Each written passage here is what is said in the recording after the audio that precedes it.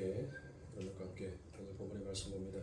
오늘 여러분들과 함께 살필 말씀은 요한복음 8장 12절 한 절의 말씀을 한 목소리로 함께 봉독하도록 하겠습니다. 요한복음 8장 12절의 말씀 다 함께 봉독합니다. 예수께서 또 말씀하여 이르시되 나는 세상의 빛이니 나를 따르는 자는 어둠에 다니지 아니하고 생명의 빛을 얻으리라. 아멘. 생명의 빛 대신 예수다라는 말씀을 가지고 여러분과 함께 은혜를 나눕니다. 이 세상은 죄와 사망의 법에 의해서 반드시 죽습니다. 그런데 어떻게 죽느냐가 참 인생에 있어서 중요하다는 것입니다. 어떤 사람은 돈을 위해서 평생을 살다가 그놈의 돈 때문에 죽습니다. 어떤 사람은 쾌락을 위하여서 마약을 하는데 결국은 그 마약에 의해서 죽더란 것이에요.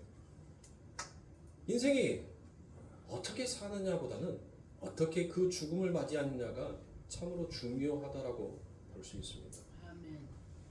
건강을 위해서 그 건강을 챙겨도 결국 인간은 그 건강을 끝까지 지키지 못함으로 인하여서 죽을 수밖에 없는 것이 인생인 것입니다. 자, 이와 같이 세상의 사람들은 그와 같은 세상의 것으로 자신의 부족함을 채우기 위해서 죽으라고 달려갔다가 결국은 죽음을 맞이합니다. 그렇다면 오늘 생명의 빛이신 예수 그리스도께서 이 땅에 오셔서 당신의 사랑하는 제자들에게 또한 당신의 사랑하는 자녀들에게 과연 무엇을 주고 싶은 것입니까? 바로 예수의 생명을 주고 싶은 거예요. 그 아버지 하나님의 빛을 그들의 삶 가운데 보여주고 싶은 것이었습니다. 그래서 무엇하라고?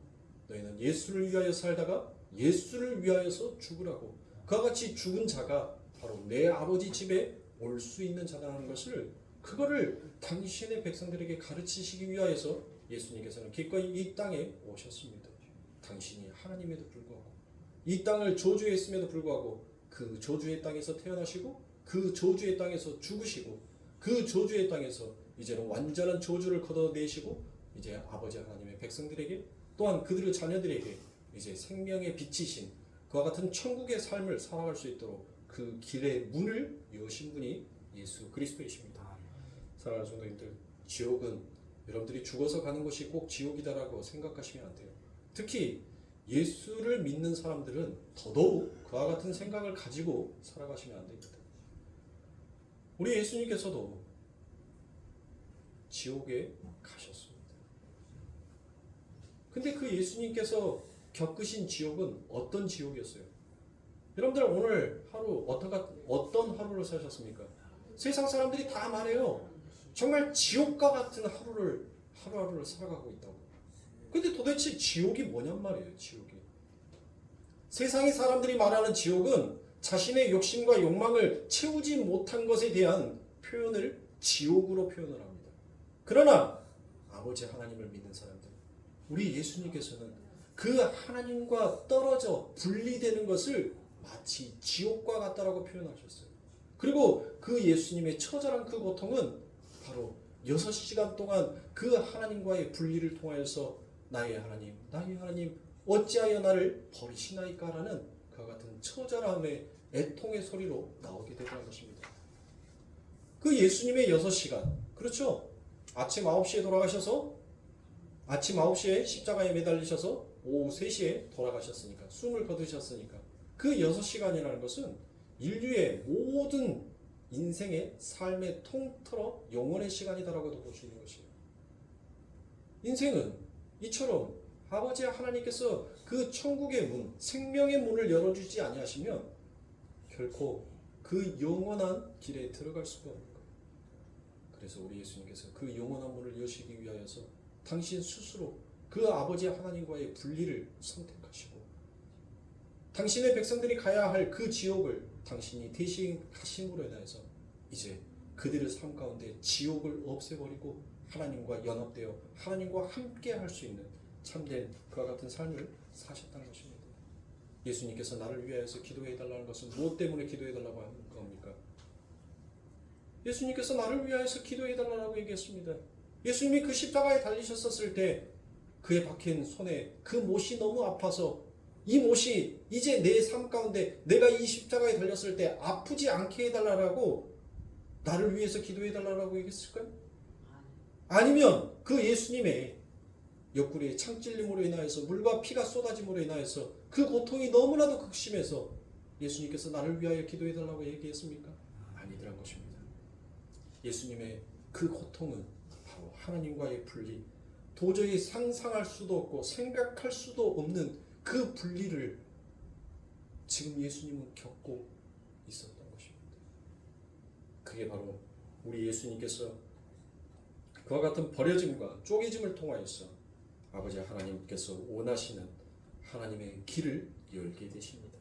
그리고 이제 그 길을 우리들에게 마치 초청장처럼 버려짐과 쪼개짐의 그 현장에 우리를 초청하여 주신 것입니다. 예수를 믿고 만사형통, 희낙락, 소홍, 선치로 갈 수 있다라는 그 말에 여러분들 속지 마시기 바랍니다. 우리 하나님은 이 세상의 것으로 여러분들에게 만족을 주지 않으셔요. 오직 우리 하나님께서는 그 하늘의 떡으로, 하늘의 만나로, 하늘의 생수로 여러분들의 삶을 채워주시는 하나님이십니다. 아멘. 마귀는 여러분들 들어줄 수 있어요. 내게 떡을 주시오, 내게 힘과 같은 권력을 주시오라고 했었을 때 그 마귀는 여러분들의 소원을 들어줍니다. 왜요? 하나님과 여러분들을 분리시켜야 되겠으니까. 여러분들 안에서 자라나는 그 믿음이 더 이상 자라나지 못하게끔 막아야 되겠으니까. 마귀는 여러분들의 기도를 들어준다니까요. 내가 족족 기도하는 것마다 다 이루어줍니다. 왜요? 내가 기도만 하면 모든 것들이 다 내가 원하는 쪽으로 이루어지게끔 하니까 여러분들 뭐가 안 생기는 거예요? 믿음이 안 생기는 거예요. 나 저거 갖고 싶습니다라고 얘기를 했더니 어느 날 느닷없이 그거에 가져지게 됐어요. 저는 제 삶 가운데 있어서 제가 이 목회 강단에 올라오기까지 제가 하나님 앞에 부르짖었던 모든 것들이 전부 다 하나님께서 노하지 아니하시고 일사천리적으로 전부 다 이루어 주셨어요. 제가 하고 싶다는 모든 길들의 문들을 전부 다 열어주셨어요. 그것을 통하여서 제가 하나님이 얼마나 참되신 분이시고 얼마나 신실한 하나님이신지, 얼마나 요동치 아니하시는 하나님이신지를 제가 알고 경험하게 되었지만 결코 내 삶 가운데 내가 기도했던 것들을 이루어져 가고 그 길에 만족하여서 살아가는 나의 모습이 정말 믿음이 자라나는 모습이 아니었더란 것입니다. 오직에 있었으면 제가 교직에 있었을 때 하나님 여기가 좋사옵니다. 제가 그 말을 했어요. 그래서 하나님 제가 여기에 있을 수 있다면 제가 이곳에 발을 딛고 더 서고 싶습니다. 그때 하나님께서는 하나님이 백성이 서야 할 땅이 어디인지를 저한테 정확하게 가르쳐 주시더라고요. 하나님의 백성이 서야 할 땅은 이 땅이 아니라는 거예요. 하나님께서 세워놓으신 그 반석 위에 하나님의 백성들이 서야 한다는 것을 하나님께서는 제 삶 가운데 가르쳐 주셨습니다. 이처럼 살아가는 성도님들, 하나님께서는 쪼개짐과 버려짐의 그 현장에 우리를 초청하는 것은 그 삶의 현장에서 우리들에게 그 믿음을 발휘하라고 하나님께서는 우리들에게 그와 같은 초청장을 주신 것입니다. 그래서 예수님께서 자기를 쫓겠다라고 하는 서기관들에게 무엇을 얘기합니까? 여우도 굴이 있고 공중에 나는 새도 그 거처가 있는데 인자는 머리 둘 곳이 없다라고 그와 같이 얘기합니다. 그래도 너희 나 쫓아올 수 있느냐는 거예요. 그래도 너 나 쫓아올래라라고 예수님께서 물으시는 겁니다.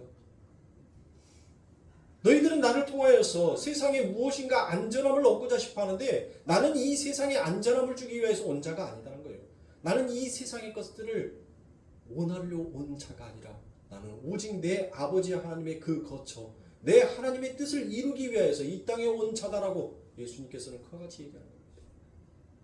정말 우리가 믿음의 성도라면, 정말 하나님의 자녀라면 여러분들 우리는 이 땅에 발딛고 하나님 내가 여기가 좋사옵니다라고 하나님 앞에 부르짖는 자가 아니라 우리는 그 예수 그리스도 위에 그 터 위에 믿음으로 하나님 그 터 위에 하나님이 세우시는 하나님의 성전으로 우뚝 서고 싶습니다라는 것을 우리는 소망하고 간절히 바라야 할 줄 믿습니다. 그래서 믿음을 바라면서 우리를 살아가게 하기 위하여서 우리 아버지 하나님께서는 그 삶이 고통이 있고 그 삶이 두려움이고 때로는 그 삶이 우리들의 삶 가운데 불안으로 다가올 수도 있지만 우리를 그 삶의 현장에 집어넣은 것은 너희들도 충분히 그 그와 같은 믿음을 발휘할 수 있는 자다라는 것을 하나님께서 드러내시고 나타내시기 위함이라는 것입니다. 그래서 마태복음 5장 14절에서 너희는 세상의 빛이라 산 위에 있는 동네가 숨기우지 못할 것이요 라고 이와 같이 얘기합니다. 빛은 반드시 드러나게 돼 있더라라는 것입니다. 누가 그 빛을 등경을 켜서 말 아래 두겠느냐라고 말합니다. 거기서 말하는 것은 홀수가 아니라 한 대, 두 대 되는 말을 말하는 겁니다. 거기에다가 촛불 켜서 거기에다가 씌워놓은 사람이 여러분들 어디에 있겠습니까? 참 빛은 반드시 드러나게 되어 있더라라는 것입니다. 그런데 우리의 삶 속에서 그 빛이 삶에 나오지 않고 있다면 그건 어쩌면 우리의 삶에 살아가는 그 현장이 가짜일 수도 있다는 것입니다.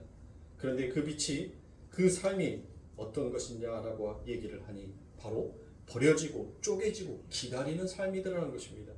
그러니까 여러분들은 이제 많이 기다리셔야 합니다. 또한 많이 버려짐을 경험하셔야 됩니다. 그런데 그 속에서도 내가 하나님 팔을 놓지 않고 있다는 것을 여러분들이 경험해 보아야 하는 거예요. 아, 내가 이렇게 하나님 앞에서 죄를 짓고 내가 이렇게 하나님과 연합되지 못하는 두 마음을 품고 두 혀를 가지고 있는 내가 그럼에도 불구하고 그 하나님의 팔이 나를 놓지 아니하고 있구나라는 것을 여러분들의 삶의 현장에서 날마다 경험하셔야 하는 거예요. 날마다 그것을 여러분들의 삶에서 체험하셔야 합니다. 그거를 경험하지 아니하니까 예수를 믿어도 두 혀로 두 마음으로 헛된 하나님의 섬기고 헛된 마음으로 아버지 하나님 앞에 늘 나아가는 거예요. 그러니 하나님께서 뭔 말을 얘기해요? 너희들은 전부 다 내 마당만 밟은 자들이라는 거예요. 두 마음, 두 혀로 두 혀를 가진 자는 여러분들 뭐가 있어요? 파충류밖에 없죠? 우리들이 바로 파충류인 거예요. 두 혀를 가지고 있어요. 갈라진 혀, 두 혀로 그 하나님 앞에 낼름낼름거리고 있더란 거예요. 뱀이 여러분들 아담과 하와를 하나님의 백성들을 무엇으로 꼬셨어요? 보암직하고 먹음직한 눈에 보이는 이 세상의 것으로 여러분들 그들을 유혹했단 말이에요. 우리의 삶이 우리의 신앙이 마치 눈에 보이는 정말 믿음 있는 척 정말 신앙이 두터운 척 정말 하나님 앞에서 의로운 자녀처럼 보인다면 여러분들 우리는 한번 우리의 신앙이 옳은 길로 가고 있는지를 의심해 볼 필요도 있다는 것입니다. 정말 하나님께서 원하시는 삶이 이와 같은 삶이었을까? 어쩌면 내 마음속에서 내가 이것을 함으로 인하여서 세상의 어떤 부를 세상에 내 삶 가운데 채우지 못한 것을 채우기 위한 하나의 도구로 수단으로 내가 이것을 역으로 이용하고 있는 내 이 마음은 있지 아니하는 것을 여러분들 점검해 볼 필요가 있다는 것이에요. 왜요? 등경 위에 등불을 놓으면 뭐 하게끔 되어 있다는 거예요? 훤히 다 드러나게끔 되어 있다는 거예요. 빛은 누구예요? 예수잖아요. 그 예수가 우리의 머리가 되셔서 여러분들 뭐 하는 거예요? 교회의 머리가 되셔서 그 빛이 켜져 버리면 그 몸의 전체는 여러분들 뭐 하게끔 되어 있다는 거예요? 전부 다 그 추함과 더러움과 그 악함이 그 머리로 인하여서 다 들치워져 다 표현되게끔 되어 있다는 거예요. 부끄러움이 뭔지 더러움이 뭔지를 다 나타나게끔 되어 있다는 것이에요. 그러니까 이 지금 제가 방금 읽어드렸던 이 마태복음의 말씀은 여러분들 무서운 말씀인 거예요. 여러분들 이 말씀을 그냥 너희는 세상의 빛이라 우리보다 세상의 빛이래. 그래서 우리는 이 세상을 빛으로 살아야 돼. 빛이 뭔지도 모르면서 이 빛이 되기 위해서는 반드시 어디의 현장에 여러분들 초청장을 받는다고요? 버려짐과 쪼개짐의 그 현장에 초청을 받게끔 되어 있어요. 그래서 그 버려짐, 하나님으로부터 버려짐이 얼마나 슬픈 인생인지 그 삶이 얼마나 이를 갈면서 눈물을 흘리고 통곡해야 하는 삶인지를 하나님은 반드시 이 세상 가운데 경험시켜요. 저희들. 그리고 난 다음에 그거를 안 자는 여러분들 뭐 하는 거예요? 뭘 해요? 쪼개지기 시작하는 거예요. 하나님 맞습니다. 하나님께서 나와의 인생에 함께하여 주심이 그게 가장 축복이었고 그게 가장 가치였습니다라는 것을 깨닫고 알게 되는 것입니다. 그렇게 예수로 죽은 자가 결국은 그렇게 예수로 다시 살아나게 되더라는 것이에요. 그리고 그들은 기다립니다. 뭘 기다리는 거예요? 신부가 단장하고 그 신랑을 기다리는 것처럼 기다리더라는 거예요. 예수 그리스도께서 입혀주신 그의 의의 옷을 입기 위하여서 기다리더라는 것입니다. 그러므로 사랑하는 성도님들, 여러분들의 신앙생활을 잘 점검해 보세요. 내가 정말 하나님의 성전이고 내 안에 하나님께서 내 안에 함께 임재하고 계신다는 것을 여러분들이 아멘하고 믿고 계신다면 그 예수께서 우리의 두 마음, 두 혀를 어찌 모르시겠습니까? 어찌 들춰내지 아니하시겠습니까? 그런데도 여러분들 뭐 하는 거예요? 그 머리가 그 몸을 잘라버립니까? 네 팔 자꾸 더러운 짓 하니까 내가 너 잘라버릴 거야 라고 해서 그 팔을 잘라버립니까? 다리가 자꾸 하나님께서 원하시지 아니하는 그 길을 걸어가니까 머리가 그 다리를 잘라버리라고 여러분들 그와 같이 지시를 합니까? 그렇게 하지 않냐더라고요. 그 머리는 손이 아무리 더러운 것을 만지고 그 발이 아무리 더러운 것을 걷는다 하더라도 그 머리는 모든 것들을 이해하고 모든 것들을 용서하고 모든 것들을 내 마음처럼 받아들여 버리더란 거예요.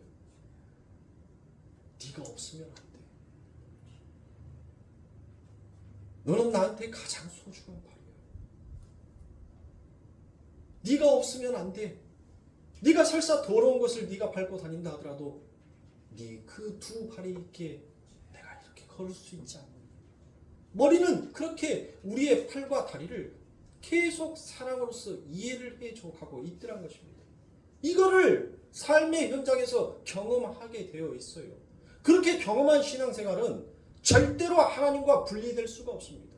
세상의 그 어떤 것들이 여러분들 앞에 유혹한다 하더라도 내가 가지고 있는 것이 이 세상에 가지고 있는 그 어떤 것과도 바꾸지 못하는 귀하고 복된 것을 아는 자는 세상의 것으로 여러분들 인정받으려고 하지도 않고 세상의 것으로 자랑하려고 하지도 않고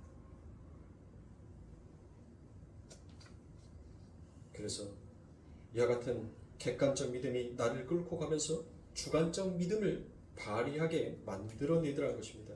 그걸 신앙생활이다라고 이야기합니다. 고린도후서 4장 6절에 보면 어두운 데서 빛이 비추라 하시던 그 하나님께서 예수 그리스도의 얼굴에 있는 하나님의 영광을 아는 빛을 우리 마음에 비추셨느니라 라고 이와 같이 얘기합니다.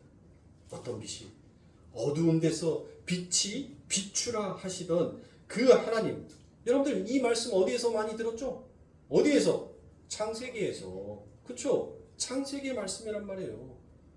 그 창조의 하나님이 우리 마음에 빛을 창조해 놓으셨는데 그 빛이 우리들의 삶 가운데 뭐 하다는 거예요? 안 나올 수가 있느냐는 거예요. 하나님께서 빛을 창조하셨는데 그 빛이 안 나올 수 있느냐는 거예요. 여러분들이 불을 켰는데 그 불이 여러분들의 집에 안 들어올 수가 있냐는 거예요.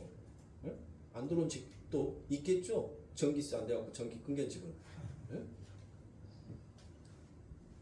바로 그 말인 거예요.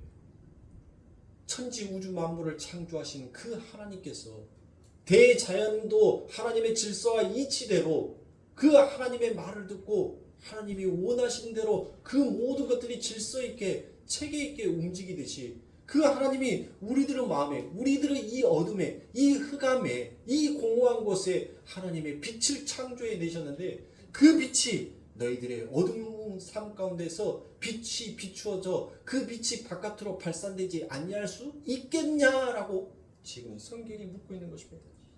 그러니까 여러분 지금 조금 힘들고 어렵다고 해서 하나님이 나를 버리셨다라는 그런 생각, 그런 걱정일랑 하지 마세요.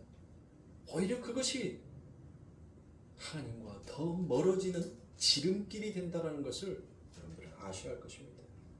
하나님이 여러분들을 버리셨다라는 꼭 붙들고 계시다는 증거입니다.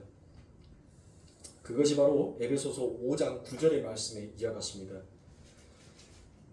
에베소서 5장 9절과 10절입니다. 빛의 열매는 모든 착함과 의로움과 진실함에 있느니라. 주께 기쁘시게 할 것이 무엇인가 시험하여 보라라고 얘기합니다. 여러분들 빛의 열매가 뭐라고 얘기합니까? 빛의 열매. 빛의 열매는 모든 착함과 의로움과 진실함에 있다라고 얘기합니다. 그렇죠. 빛의 열매가 이거래요. 이렇게 얘기를 하니까 이 인본주의자들이 인간을 높이 축혀들고 인간이 있음으로 인하여서 종교도 있다라고 생각하는 그와 같은 사상을 가지고 있는 자들이 여러분들 결국 무엇을 쫓아가더란 거예요? 인간은 원래 선하다. 그러나 환경이 인간을 악하게 만들었다. 그러므로 모든 인간은 아름다운 도덕과 윤리가 있으면 그것을 지킴으로 인하여서 인간은 언제든지 착해질 수 있다. 여러분들 이게 뭐예요? 이게 인본주의 사상 아닙니까? 공자가 논하고 노자가 논하는 사상이 바로 이런 사상이란 말이에요. 인간의 안에는 대자연이 있다는 거예요. 이 대자연이 자라면서 그 환경에 보는 거에 의해서 자꾸 훼손이 되고 더러워진다는 거예요. 그러니까 뭐 하라는 거예요? 덕을 쌓아라. 착한 일 해. 의로운 일 해. 여러분들 인류가 얼마나 많이 이와 같은 가르침들을 가르쳐 왔냐고요. 근데 실질적인 현장을 우리가 한번 보자고요. 지금은 여러분들 빈부의 격차가 없어졌어요.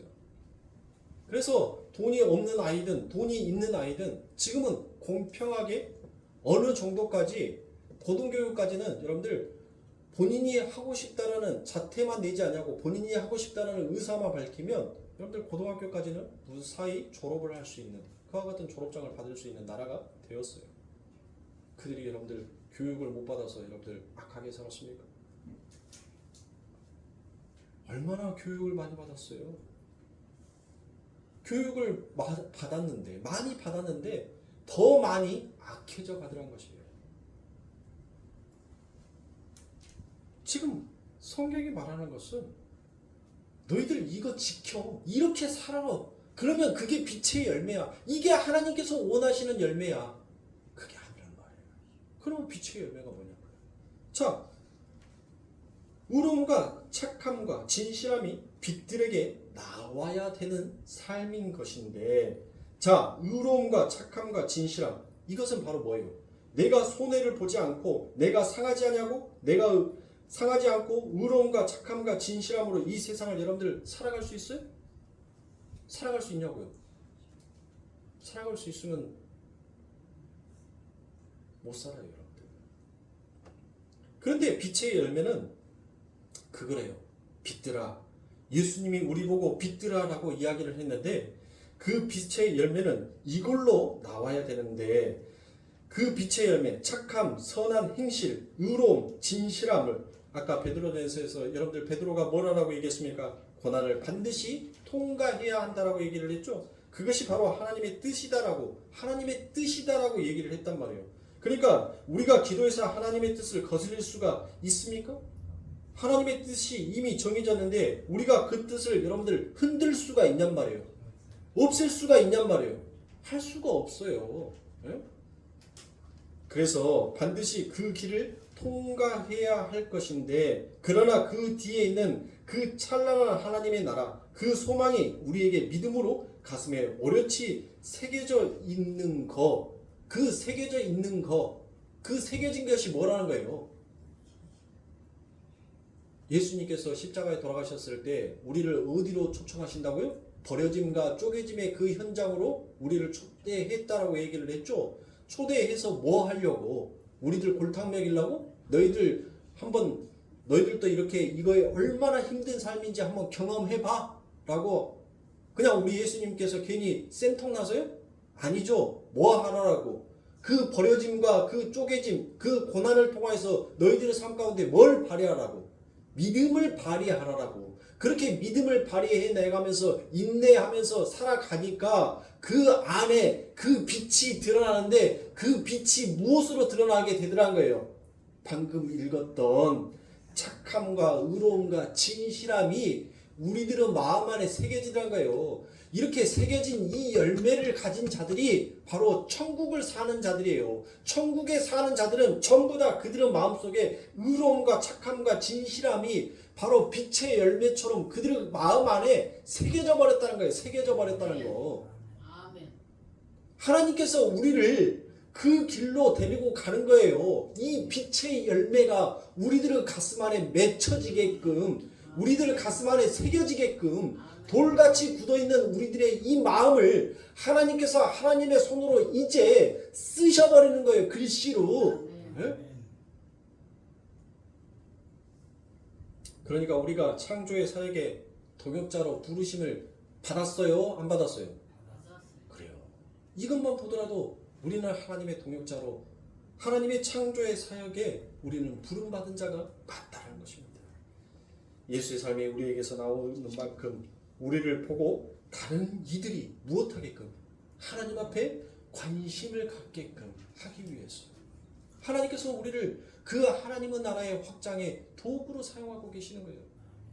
세상의 사람들이 어떻게 나 같으면 약 먹고 죽어버렸을 것 같아.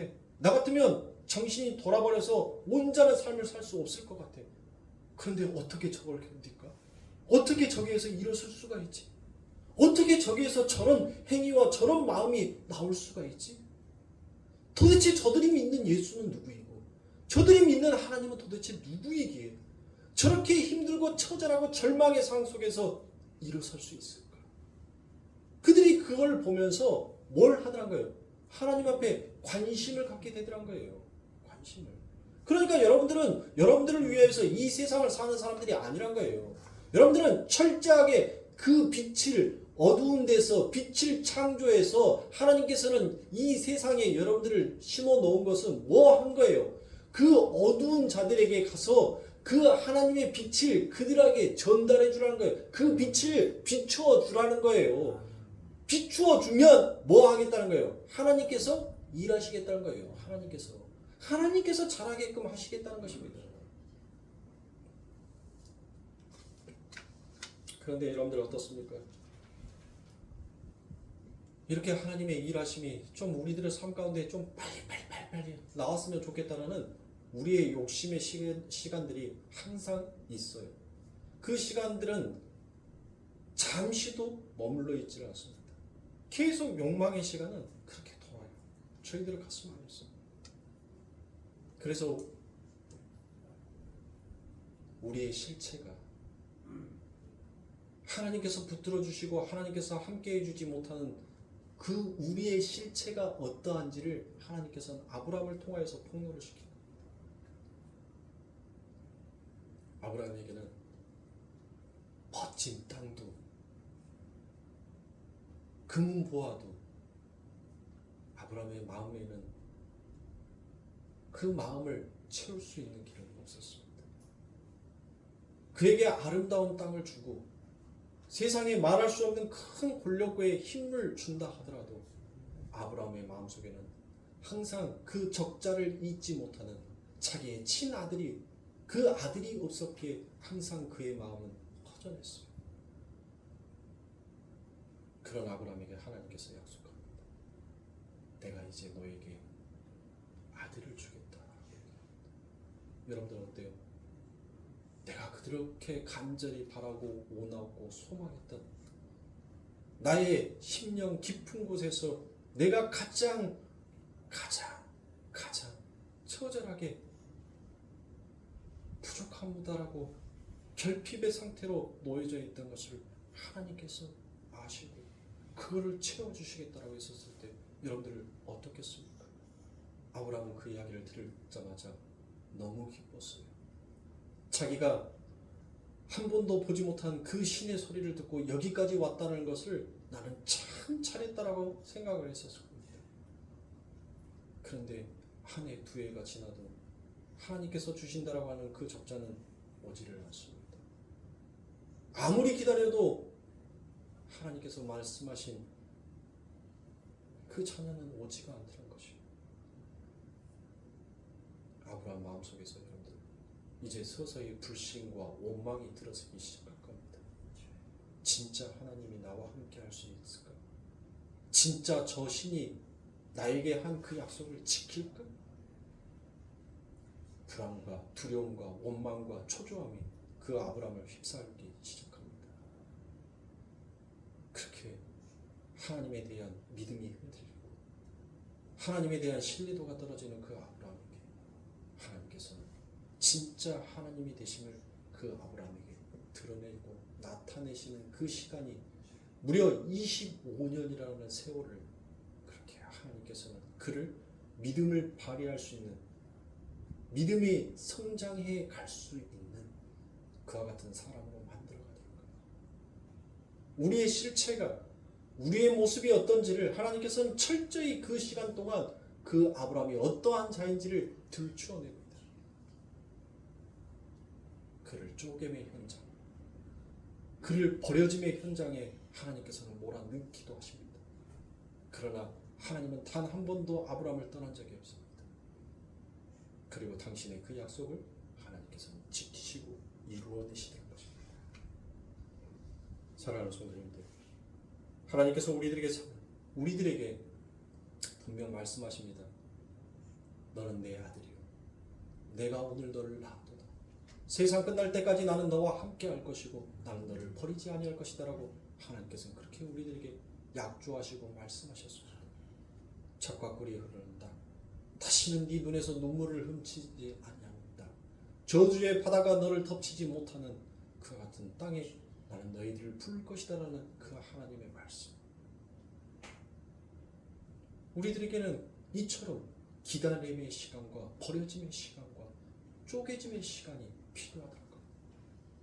자꾸 내 가슴 안에서, 내 마음 안에서 쪼개지지 못하고 버려지지 못하는 것들, 그리고 기다리지 못하는 것들이 어떻게 내 삶 가운데 나를 어떻게 작용하고 움직이는지, 내가 신이 되어서, 내가 하나님이 되어서 살고자 싶어 했던 내 인생의 쳇바퀴가 어떻게 돌아가는지, 그리고 철저하게 하나님의 의존하여서 하나님만을 바라보면서 걸어가는 인생의 쳇바퀴가 어떠한지를 하나님께서는 우리들을 삶 가운데서 경험케 하시고, 그리고 그 경험을 통하여서 믿음이 자라나게 하시고, 그 자라난 믿음을 통하여서 이제는 내 아버지 하나님의 나라에서 나의 자아의식을, 나를 뽐내기 위해서 내 형제를 가감하게 죽이는 두 갈래로 쪼개진 독사의 혀가 아니라 이제는 한 혀로 한 하나님을 이름을 부르고 한 믿음의 열매를 드러내는 그와 같은 사람으로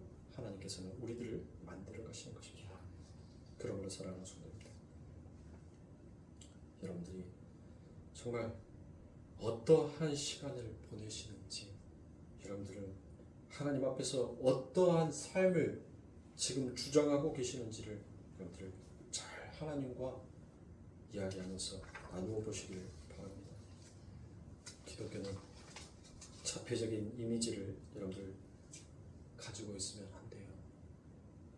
나만 선민이다, 나만 천국 간다, 나만의 하나님이다라는 그와 같은 생각들을 이 대한민국 교회들이 너무 많이 가지고 있어요. 너무 많은 성도들이 이렇게 자폐적인 이와 같은 이미지를 가지고 있어요.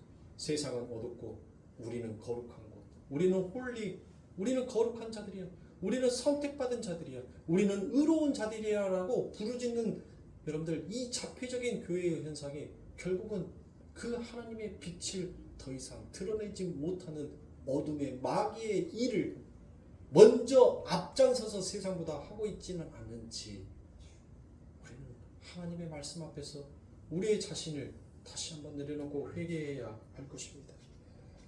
여러분들, 정말 우리가 이 자폐적이고 고립적인 세상에서 여러분들 우리가 벗어나서 정말 이 세상에 하나님께서 우리를 왜 심어 놓았는지를 정확한 그 의무와 우리가 해야 할 목표가 무엇인지를 안다면 여러분들 무엇하더란 거예요? 세계 곳곳에서 일어나는 모든 곳에서 그의 아픔이 나의 아픔처럼 다가오게 되는 거예요. 중국에서 지진이 나서 수천 몇 명이 여러분들 그 산사태에 사람들이 죽어갔어요. 땅을 치면서 부모가 자식을 잃어버려서 그 땅을 치면서 통곡하고 있고, 자식이 부모를 잃어서 때로는 자신의 모든 삶이 그 산사태로 무너져버리는 그 토사로 인하여서 한순간에 잿더미처럼 보이지 아니하게 되었을 때 망연자실 그 도로에서 주저앉고 울고 있는 그 신혼 부부의 모습을 우리는 뭐예요? 먼산 불구경하는 거예요. 먼산 불구경하듯이 여러분들 바라보고 있더란 거예요. 러시아와 우크라이나의 싸움이 아직도 여러분들 이어지고 있습니다. 수없이 많은 이재민들과 난민들이 생깁니다. 내 나라 내 땅은 전쟁이 없이 평화로우니까 나는 저거랑 전혀 상관없어 라는 그와 같은 마음, 그게 바로 고립된 마음이에요. 그게 자폐적인 마음이란 말이에요. 그들 안에 정말 하나님의 백성이 있을 수도 있어요. 하나님, 내가 아직 전하지 못하는 하나님, 내가 내 안에 하나님께서 창조해 놓으신 그 빛으로 그 어두운데 그 빛을 전달해 주지 못하는 하나님, 나의 사명을 다하지 못하는 하나님의 내 죄를 용서해 주세요. 여러분들을 그 삶의 현장에서 가셔서 여러분들이 선교하라는 얘기가 아니에요. 그들을 내 아픔처럼, 내 가족을 잃어버리고 내 전 재산을 잃어버리는 것처럼 아파서 품고 기도하는 것을 하나님께서는 원하시더란 거예요. 근데 교회는 뭐예요? 내 교회만 훌륭하면 돼. 내 교회만 성장하면 돼. 내 성도들만 그거 하면 돼. 모든 것들이 여러분들 바깥에가 아니라 그냥 여기 안에서, 이 굴레 안에서 먹고 떠들고 잔치만 하는 거예요.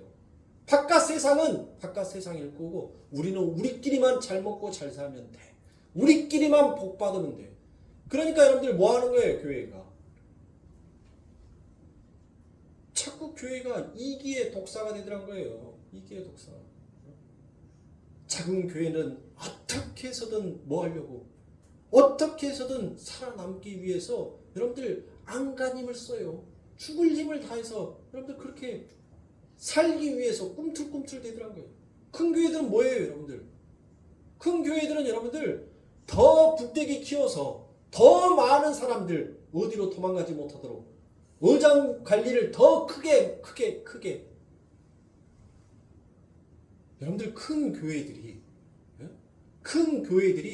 정말 작은 교회 하나씩 그 주변 바운다리에 큰 교회들이 3개의 개척교회만 여러분들 도와준다 하더라도 목회자들 뭐합니까?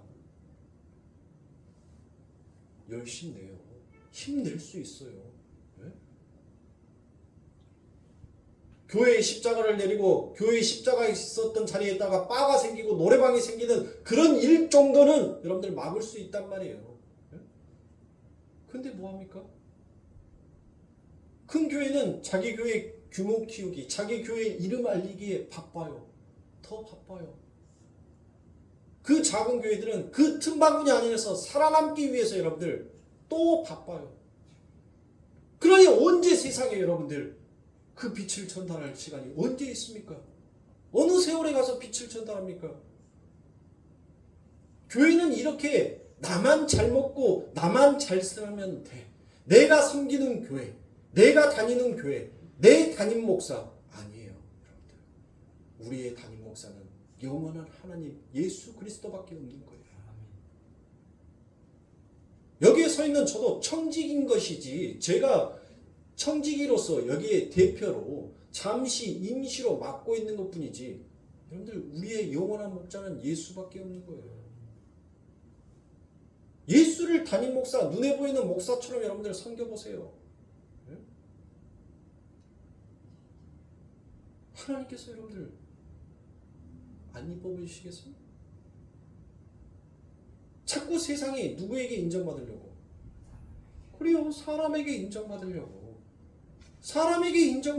자꾸 사람들이 사람에게 인정받기 위해서, 사람의 눈에 띄기 위해서, 사람에게 잘 보이기 위해서 여러분들 그렇게 신앙생활들을 하더라고요.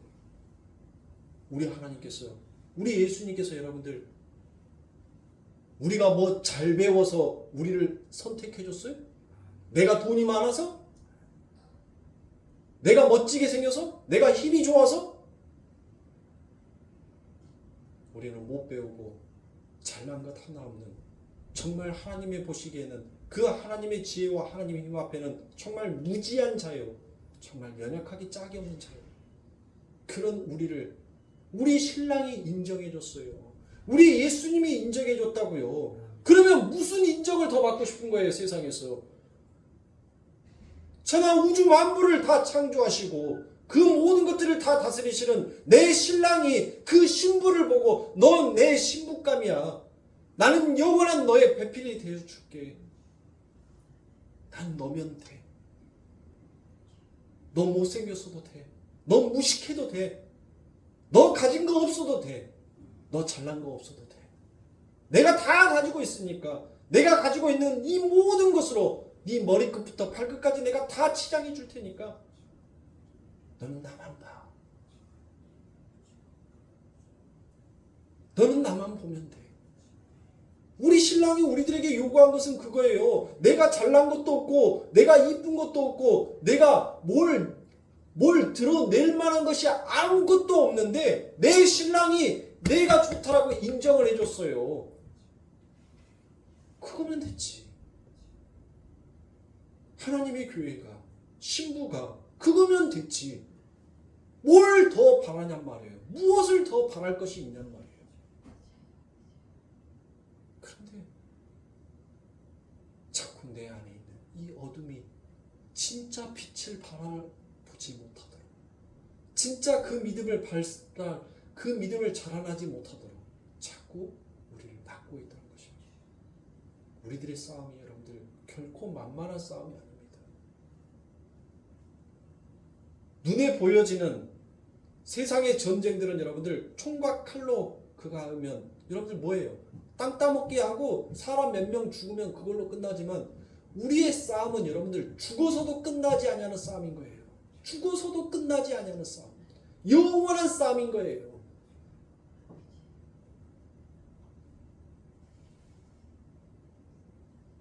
세상 사람들한테 인정받아서 뭐하게?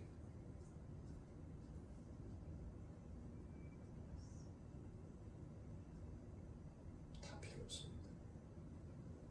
정말 그 하나님을 만나고 그 하나님을 경험하면 세상 사람들이 쟤 쪼다야, 쟤 바보야, 쟤 가진 거 아무것도 없어, 잘난 것도 없어, 집안도 별 볼 일 없어. 여러분들 그런 소리에 여러분들 뭐예요? 진짜 내 안에 그 쪼개짐과 버려짐과 그 인내의 기다림 속에서 내 안에 그 하나님께서 주시는 그 믿음의 소망이 자라나서 빛의 열매로 그렇게 마음에 새겨져 맺혀져 버린 자들은 세상의 사람들이 어떤 말을 하더라도 그 소리에 여러분들 뭐예요? 너희들 나 그렇게 콧방귀 끼고 그렇게 흉 지었고 나 헐뜯어 봐. 너희들이 백날 그래도 내 신랑 예수는 나 좋대. 나 인정해줬어. 나 우리 신랑한테 무식하고 가진 것도 없고 잘난 것도 없는데 우리 예수 신랑이 나 좋대. 그리고 조금만 기다리래. 여러분들 우리 오빠 말 타고 서울 가시며 비단 구두 사가지고 오신다더니 네. 맞아요. 우리 예수님께서 우리 신부 입혀주기 위해서 그 하늘에서 의의 옷 만들어서 내가 너한테 다시 올게. 조금만 기다려. 조금만 기다려. 지금 그러고 있단 말이에요. 네?